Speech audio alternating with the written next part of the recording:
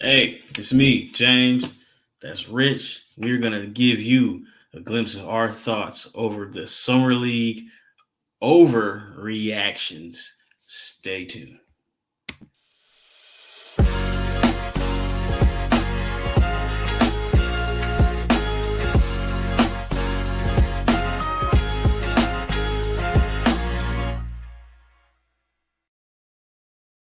Hey, thanks again for making Locked On NBA Big Boy your first listen every day. We are free and available wherever you get your podcasts and on YouTube, part of the Locked On Podcast Network, your team every day.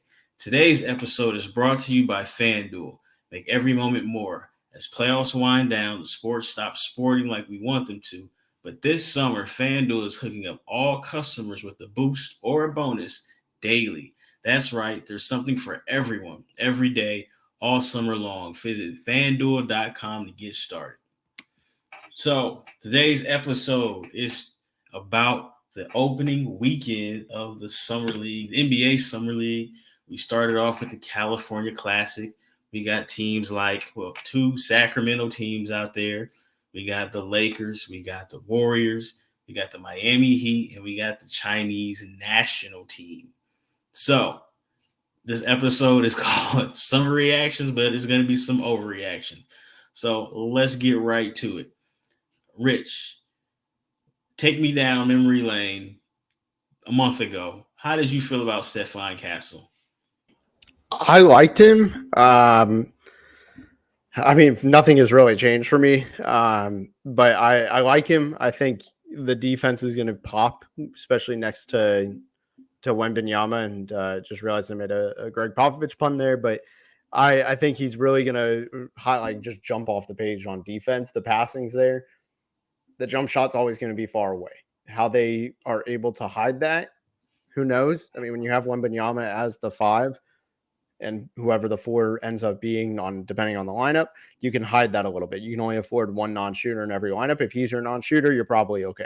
But I know he had a couple of big plays in the first game. As we're recording this, by the way, the Kings are about to start up against the Spurs, and the Spurs played against the Hornets in the first game. Only went 4 of 12, but had a lot of nice passes, had 3 assists.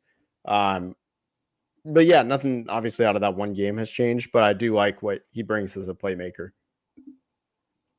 I feel like I am reaffirmed. He did everything that I thought he was going to do. I don't think he is I think he's going to be able to handle the ball very well at this level. The playmaking, the passing was on point, and he had, I think, for the first game, I think he had 3 assists. Probably should have had 7 or 8. Mensa was kind of bobbling balls. No disrespect to Mensa, but it is what it is. But like Castle made some high level reads, and those were the same reads that I saw when I was watching him at the high school level. As far as the jump shot goes, he took minus maybe 2 or 3 possessions where he kind of overdrove. He took the right shots, and you like the confidence that he shot the deep logo 3 from. I believe the play before he traveled, because he probably should have caught the ball and shot it. And then he came off, I think, horns and went left, and he stopped in the diamond and hit a 3. There are maybe like 2 mid-range jumpers where he probably should shoot instead of trying to get all the way to the defender. But like I was a big Castle fan. I think he's going to end up being the best player from this draft. And from what I saw from him, like I was like, yep, that's my guy. So like I really, really like him. I don't I understand what San Antonio is doing with the veterans, but I really want to see the ball in his hands. And I think again, I think he could win Rookie of the Year had they not brought in Chris Paul and then Harrison Barnes. So it'd be interesting to see. Again, this isn't just because of the one games of the summer league. Like I'm a big Stephon Castle believer. So, but it'll be interesting to see how it works, because Chris Paul's going to have the ball in his hands. Are they going to play him 24 minutes per game? And then who's going to be their secondary ball handler? And hopefully it's Stephon. And then, Vassell's going to do what he does. But at the same time, like you see Vic is out there playing basically point guard for France. So it'll be interesting to see how everything works. But I came away not necessarily impressed, but like that's what I expected Stephon Castle to do. Yeah, I mean, just for reference, his teammates and the starting lineup went 8 of 29. Now, of course, he went 4 of 12, so it's not like he was holding the fort down. If anybody was doing it, it was Mensa. But again, easiest shots were all at the rim. But I mean, I remember there were a lot of passes. Harrison Ingram struggled with his shot. He was hitting Ingram all night. Sissoko, same thing, I think. And obviously, there are some guys off the bench, but yeah, I feel like that was a good pickup, and I'm interested to see how the Spurs end up balancing that roster. They added Chris Paul, who I think is the best theory I've heard about that is he's going to play 1 year. Who knows if this is his last year in the league? I mean, I think he could still play a couple more, obviously in this backup environment, but he could be this guy who he gets familiar with Wemby, rides into the sunset, turns into a coach, gets familiar with him. I think that's my favorite theory I've heard about why Chris Paul chose the Spurs instead of ring chasing. Now, he could do it for 1 year. Who knows how good the Spurs will be? I mean, I think there's a real chance to get to the 6th seed. It's also a real chance. I think the most likely outcome is like somewhere in the play-in. But it also could be this year's Orlando, right? Where you get to the playoffs where people really didn't expect that big of a jump right away. But when you have Wemby, it's a little bit different. I mean, LeBron made the playoffs in the second year, same kind of trajectory. So I think that could happen. But back to Castle, I am interested to see his role. And I think having a guy like CP3 to teach him there is really important. And who knows the future with Trey Jones, all that stuff. There's a lot of different stuff, moving parts in terms of the point guard position that I am interested in seeing how the Spurs kind of react and counter to. Yeah, with Chris Paul, he knows what it would be the perfect teacher for Castle as far as operating pick and roll basketball. Because Chris Paul, he gets to his spots, he gets to that elbow every single time, and he doesn't over penetrate. And then partially because he's older and he's not the athlete that he used to be, but he knows that 8-foot shot is there every time. And I think Castle's first bucket, he put the guy in jail and he got off that 8-foot floater. And then a couple of times he was just trying to go chest to chest with guys. And it's hard to make a living to go chest to chest with guys in the NBA. Even G League, G League guys who are long shots to make it, like, it's just hard with all that length. So he's going to have to find that elbow pull up. I think the jump shot is going to come along. Everyone, of course, they say it, but like his teammates are saying he's shooting the ball lights out in practice. It'd be interesting to see what he does tonight. But like I said, I'm a big Castle fan. I'm a big believer. I think people are overthinking it because of his role with UConn. But I think it's going to work. And like I said, if it's with Wemby, the timeline isn't a normal timeline. So I think that's going to be the biggest issue for him. Will he have time to ease into whatever role? Or again, we know what kind of player he is. I mean, he did it at UConn. He'll play whatever is necessary. But I think he has all-star potential, not sooner, but, in a couple years, that jump shot does come along. I think him and Wemby are going to be a very, very, very tough duo. Well, before we get into this next segment, and, we're going to talk about some pretty popular guys here. Maybe you've heard of this next gentleman. But first, let me tell you that this episode is brought to you by FanDuel. So with FanDuel, I love sports and I love them so much. Like, I never want them to stop. I watch the WNBA all the time. Rich is a WNBA fan as well. But the playoffs are winding down and we're getting fewer games. And the sports aren't sportsing like I want them to. But FanDuel lets me keep sports going whenever I want. All I have to do is open the app and dream up bets anytime I'm in the mood. And this summer, FanDuel is hooking up all customers with a boost or a bonus daily. That's right. There's something for everyone every day all summer long. So head over to FanDuel.com and start making the most out of your summer. FanDuel, official sports betting partner of Major League Baseball.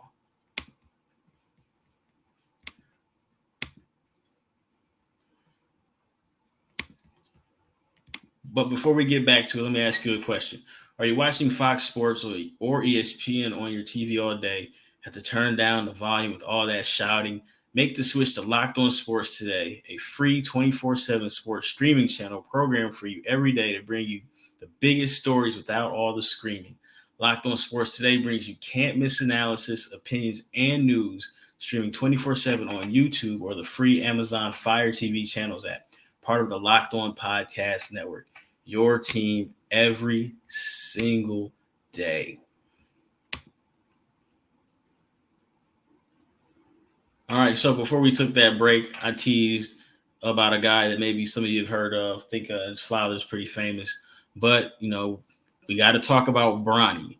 So what, Rich? What were your thoughts on Bronny? And I guess we can rope this in. We'll talk about Connect too, and really Blake Hinson. So, but first, Bronny, what were your thoughts on? Yeah.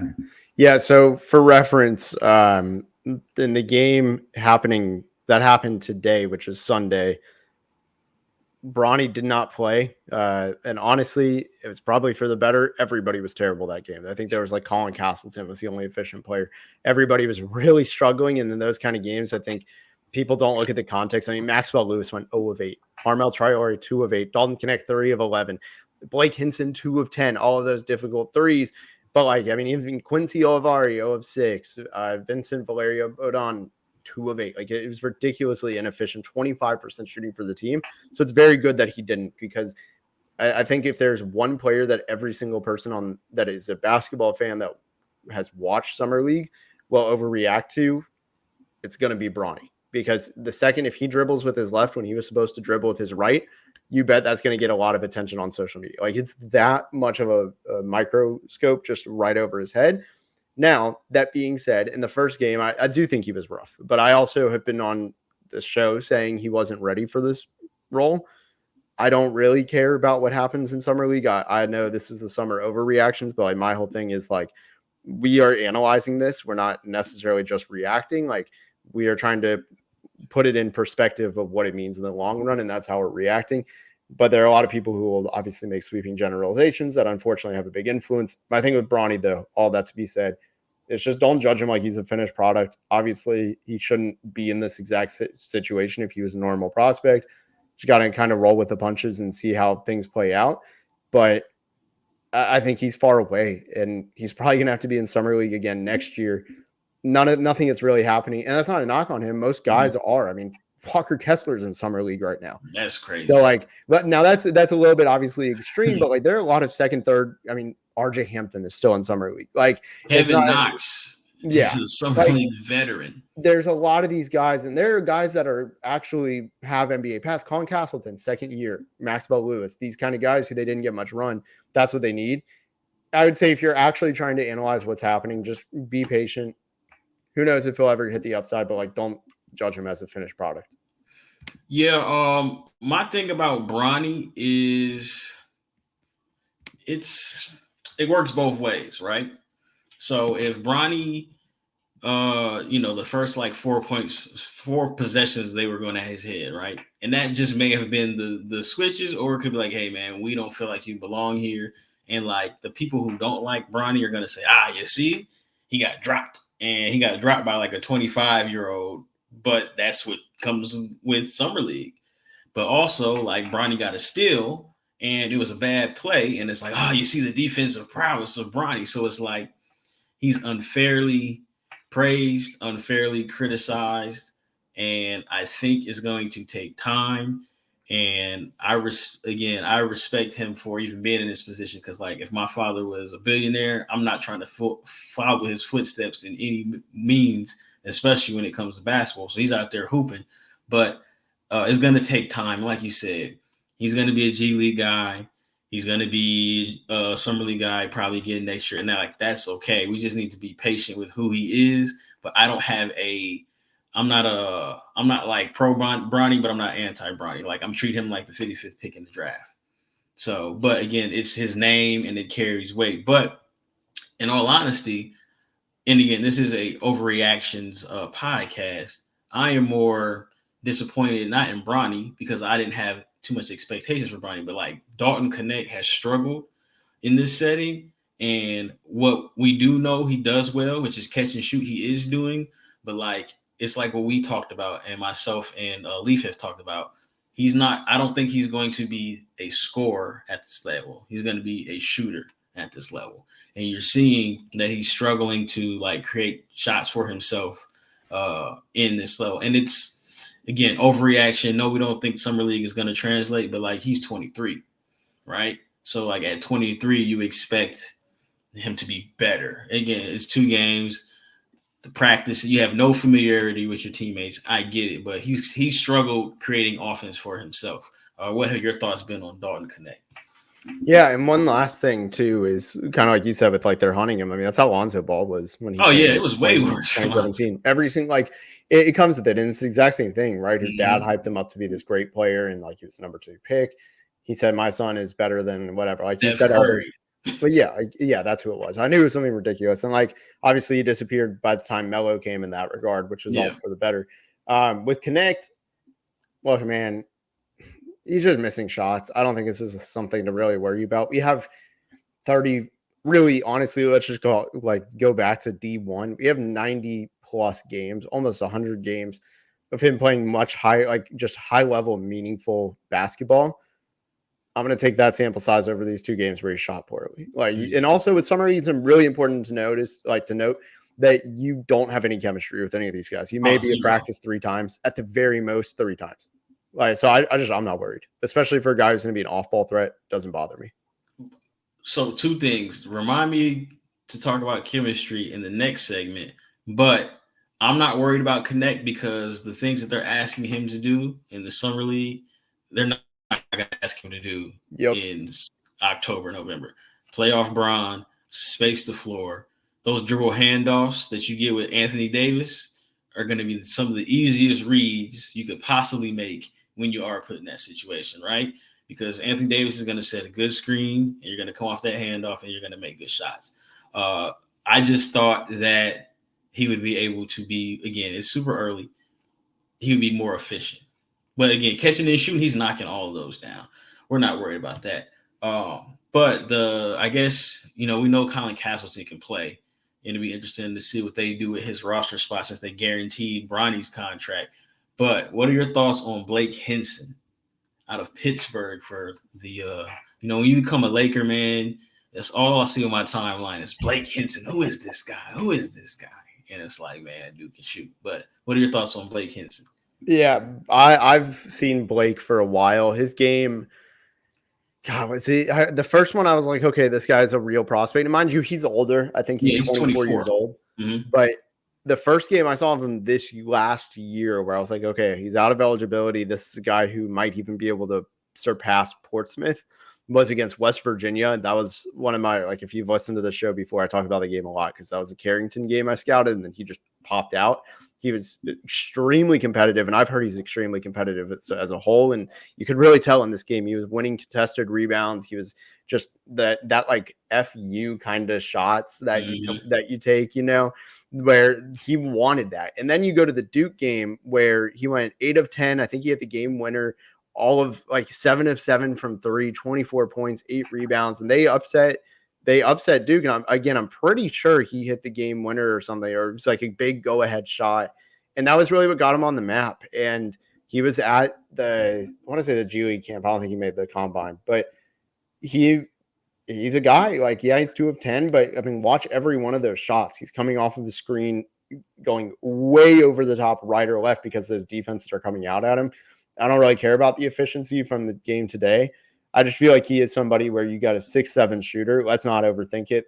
There's always a situation where you need to have that guy as a 14th or 15th man, as long as he's got the competitive drive, which he checks. Like, he knows how to play basketball. He does that kind of stuff, like those almost intangibles.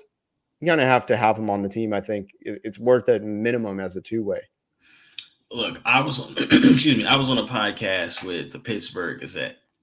And they were talking to myself and Leif about Bub Carrington. And then, of course, they were like, hey, what do you think of the prospects of Blake Hinson getting drafted? And I was like, he's 24. He's likely not going to get drafted. But I told the guy that we were on the podcast with, I was like, look, if Dallas wants him, I'll go pick him up from the airport. Because, like, he would be a dude that would feast next to Luka because, look, if Luka's going to draw 2, going to draw 3, he's going to take deep threes. He's going to make deep threes. I think he's going to have an opportunity to stick if the defense, maybe not with the Lakers, but if the defense like holds up, and like you said, he's a competitive cat, I think he has an opportunity because, like, again, shooters. The league needs shooters. He's a confident shooter. He went 2 for 10 today. I guarantee you he's getting up 10 again the next time they play. He is not gun shy. He's got deep range. And like I said, I would have loved him if somehow Dallas found a way to get him, because you know what? And in a February night, he could win you a game. Or in a playoff, we need 4 minutes. He might hit 2 threes. Like those are the guys who, they're always ready. They're whenever their number is called, it's my time. So I really like Blake Hinson. I'm rooting for him. Hopefully, maybe he finds his way to Dallas, because, like I said, him and Luka in that pick and roll, if the team decides to switch, he doesn't even need to screen. He needs to just tap the guy, get to that top of the key, and he's going to have every wide open shot. He's going to be so wide. He hasn't been that wide open probably in the past 7-8 years of his life. But hey, man, I'm just a dude on the podcast. So, but that's just me. So we're going to take another break here. And this next segment is brought to you by BetterHelp. So let me tell you about BetterHelp. Look, we know that comparison is the thief of joy, and it's easy to envy other people's lives, especially with social media. And a lot of that stuff is fake. So, it may look like people have it all together on Instagram, but in reality, they probably don't. So BetterHelp is therapy, and therapy can help you focus on what you want instead of what others have, so you can start living your best life.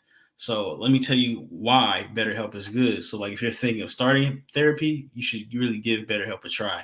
It's entirely online. It is designed to be convenient, flexible, and suited to your schedule. Just fill out a brief questionnaire, get matched with a licensed therapist, and switch therapists anytime for no additional charge. So stop comparing and start focusing with BetterHelp. Visit betterhelp.com/lockedonnba today to get 10% off your first month. That's BetterHelp, HELP.com/lockedon.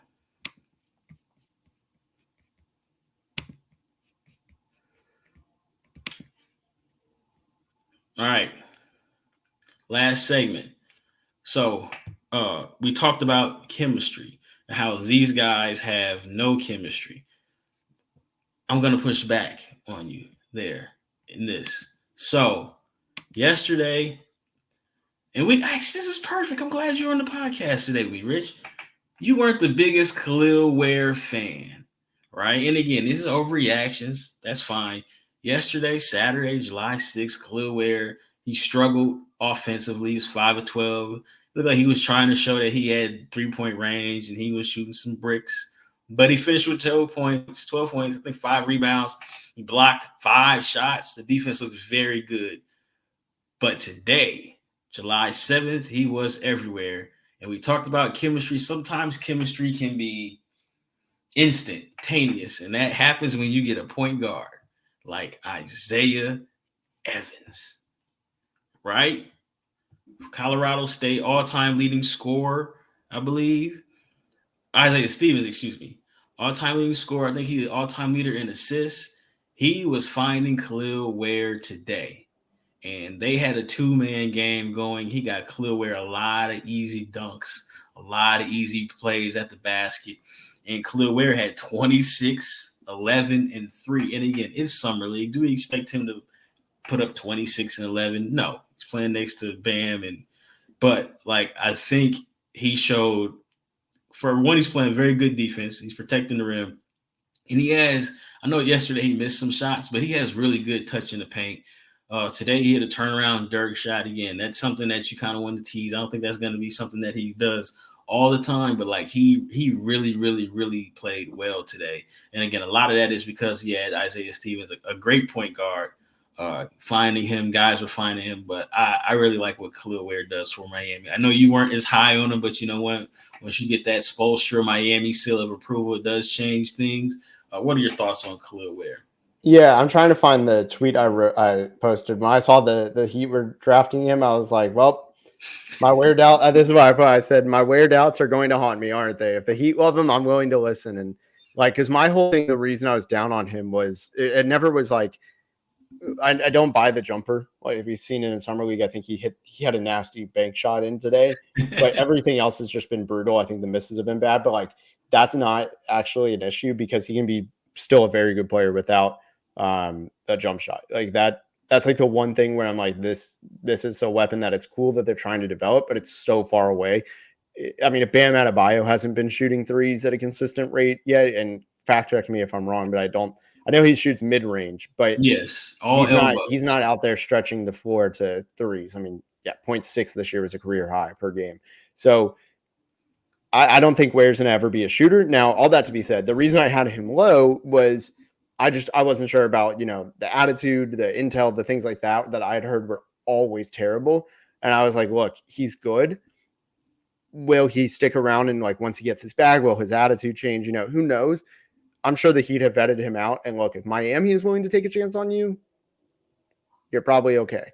The best thing I heard at the combine was like, people are like, well, intel is just intel. Like sometimes whoever you ask, you can ask someone from one school if a player transferred, ask the former school, you're going to get vastly different answers. Like the one before they declare for the draft as a sophomore versus the one when they were terrible as a freshman, where things just didn't go their way. Yeah, you're going to hear bad and good things. So maybe I fell victim to that. But also at the same time, like I'll say this about Ware. I know it's long winded, Yeah, but you good. I think with Ware, it's very easy to see how of any player who is playing in summer league that has been drafted, how this stuff is translatable. It's so easy with him. He's like you said, pick and roll with Isaiah Stevens. That combo is incredible. He makes Ware's job so easy. All he has to do is dunk. You're telling me in the NBA with even better point guards, that's not going to happen. And also, like you Bigger said, point guards too. yeah, like you said, the defense has been really good. He's hard to score at the rim on. Like, and that stuff translates. Now, again, I think there's some things that need to be ironed out. Every young player has that. It's not exclusive to Ware. Shot selection, I think he really forces a lot of shots at the rim. But okay, he's like 20 years old. Like it's very fixable. So I'm glad to be wrong. This isn't like, I mean, I didn't do what I did with Walker Kessler, which is just the worst. I so exaggerated the 2022 ranks where I put him at like 75 because I was like, oh, this guy's overrated. Horrible mistake. With Ware, I think there's I think there's a real path, but like I don't know. The intel scared me where I was like, I'm okay to miss on this, but the talent is there. You know, the thing is with evaluating the draft, man, like it's okay to be wrong. You know, like actually, I hope I'm wrong most of the time Yeah. because like I want like If you learn, yeah, like I've been around guys who worked hard for this opportunity, right? And like I've been around guys where like, man, they say he doesn't have a chance. And it could be to play high school, to play college, to play professionally. Like when you see somebody get there, it feels good proving people wrong. So like if somebody that I don't think is that good, I always hope that they get as much money and play as long as they possibly can. But yeah, Kel'el Ware, he's talented, man. And again, the three ball, you probably just need him to be a 30% 3-point shooter on like one attempt a game in 5 years. You don't need him to stretch the floor. I like that he takes some of the good ones that he does take, but you know, I like that, you know what, in this setting here in the summer league, he's like, I'm the guy. I'm assertive. You're not going to question whether or not I'm assertive or not in this situation. And like I said, I'm a big Isaiah Stevens fan. I think he is going to find his way somewhere down the line on an NBA roster. And if not, he's going to be a very, very, very high level European guy. But like he can play. He's just small and he's older. All right. The last guy that I have on here is Hansen Yang. He is a 2025 guy. He is playing for Team China, and they get smacked every game, unfortunately, because the coach is subbing out like seventh grade AAU basketball. Everybody's playing, but I didn't get to see the second game. The first game, they got beat up pretty badly. Hansen Yang had, I believe, 8 points, 3 rebounds, 3 assists. And in 15 minutes, I don't know if you got to see him play, but you can see the talent. I've been driving his Hansen Yang train for almost a year now, it feels. And like he caught the ball. Like you can see he's not Jokic, right? But you can see that he watches Jokic and he makes quick movements. He's got game on the block. And what I mean by game on the block, like he has feel, he feels your shoulder in his back, he's spinning baseline. He's got great footwork. He's got up and unders. He hit somebody with an up and under footwork move in the second half of yesterday's game. And he has a ton of talent. He's not being featured, but even today, I think he played 12 today. I'll have to wait for the highlights to become available. But what's my man's name? Mark Jones is mentioned. Like, hey, there a lot of people are here to watch him play. A lot of people are here to watch Hansen Yang play. What are your thoughts on Hansen Yang? Did you get to see him beforehand? I think I might have told you about it, 'cause I tried to tell everybody. And then what were your thoughts of him last night? Yeah, very loosely. I knew, like, I didn't think he was going to be somebody in this cycle, so I kind of just punted him to next year. Saw a little bit. I liked what I saw. I think he's going to be this first guy of this generation where it's like every generation I think has an impact player from before them, right? Like one prime example of the last 10 years, what's one move you've seen now more than ever that every big has to have at their turn, if they're a post guy, they have to have the dark fade, right? If you're a Yes. post shooter, you have to have the dark fade, right? And I think this is kind of that generation where Hansen Yang might kick it off, where he's the kind of, you learn from Jokic. Now, there's not necessarily one signature move. He's not going to have that little like hop step fadeaway that Jokic has. I don't think something like that, but that way where we see the impact all the time of certain players over every other guy. And I mean, we've seen it with KD. You can go down the list, irrelevant at this point. Hansen Yang, I really like the feel for the game just pops at that size. He's huge. He's 7'2". He has huge, soft hands. Like you can't rip the ball from him, I don't think. I like that kind of stuff where if you throw him a post up and you need it right. Well, this is a bad example of sitting down. It makes me look like you're throwing it at the shoulder, but you know what I mean? Like if you're throwing a post entry pass, you want it right there. That man is going to catch that ball. You do not have to worry about you getting a turnover. Like that's every point guard wants. All you do is give it to him. The like you said, the touch is soft. Like he can score down low.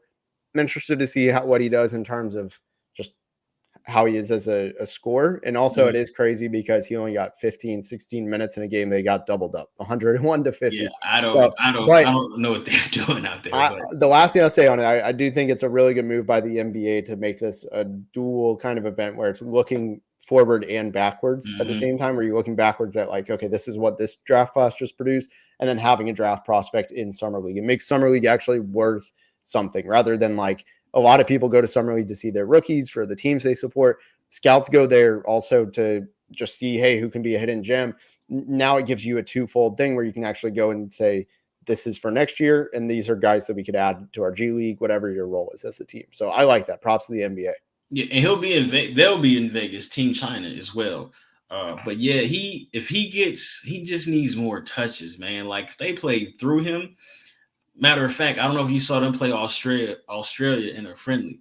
Man, he was bullying Jock Landale, man. Like he threw Jock Landale's shot out of bounds. Like he is tough, man. Like I really wish they let the chains off this dude, because like you said, it's not a signature move that Jokic has, but Yang has like feel for the game. Like he just understands, and it's crazy because for everything that I hear about like Chinese development, it's real like regimented. And like he looks like somebody like they teach him moves, but he doesn't do moves, if that makes sense. So like he gets the ball on the block and he's just like, okay, this is what you give me and I got something for you. It's not like you're a little younger than me. When Olowokandi was playing, it looked like they had the quarterback. No, I remember Michael Olowokandi, man. Yeah. Don't act like I'm younger than you. I love that, man. You remember the quarterback wristband that has all the plays? It looked like Olowokandi caught the ball on the block. He flipped it up and he was like, okay. And he started doing moves. And I'm like, dude, come on, that's not gonna work. Whereas Yang, he gets it, and it's like, oh, you playing high shoulder, I'm spinning baseline. I know where help is, and I'm gonna hit you with an up and under. He is turnover prone, but like that's okay because he's trying to make plays. It's not like he's getting doubled in or slapping the ball. It's like he'll throw the ball to a cutter and it'll just be a mystery. Like he has the right idea. I can live with those turnovers, especially if you're getting slapped by 50 points. Yeah, I mean it's fixable stuff. I think he's a really high upside pick. The international class next year is pretty loaded. If you're not familiar, I'm just going to – some of this international is a little bit shaky now with guys going to schools here. But, yeah, Hugo Gonzalez, he's a pretty modern wing-ish, like two-guard. Igor Demin is he's attending BYU, so technically not like international. But there's some other guys. I haven't dived into a lot of these guys, but like Michael Ruzic is projected first round. Rocco Zakarski projected first round. I mean, technically is it Pate? I can't remember. Pate. Yeah, that's what I thought. So he's in there. Like, dude, he's not French. Yeah, I way overthought that one. But he Hey, I'm not good with names. So, Yeah, but I'm yeah, point terrible is with like names. Hansen Yang could actually be like in this really strong draft class in general, but also strong international class. He could totally be in that mix, which is really big. Man, look, they called me crazy in the YouTube comments when I said he could have been a top 20 pick this year. And it was like, oh, what? And I was like, Kyle Filipowski. I was like, dude, he would abuse Kyle Filipowski. He wouldn't Hey, even be close. But we're there's not even going to talk about Filipowski. there's people on draft Twitter who are pretty big on Yang that they had him like I've seen top 15. Like it's a I don't know if I used to think it was contrarian, and then like you watch him and you're like, Nah, he's there's legit good. upside. Like Yeah, yeah. it's more than a lot of the guys in this last draft could have. Like it's real upside at a unique height. Like I don't know, there's something I can get behind it a little. Yeah, I'm a big fan. So, but we'll see. Hopefully, coaches listening to this podcast, man, get that man some touches on the block, man. We don't need to shuffle out all these guys, man. We're all pros here. We all don't need to play, but hey.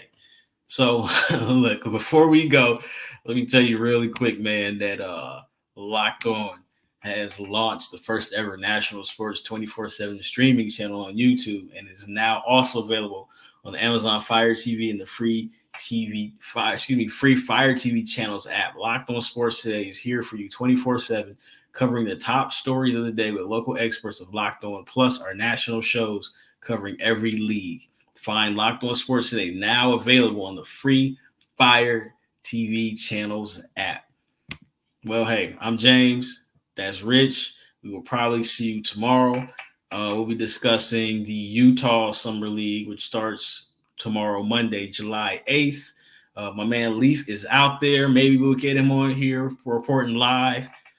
But that concludes this episode. Again, we thank you for your listens, and we are out.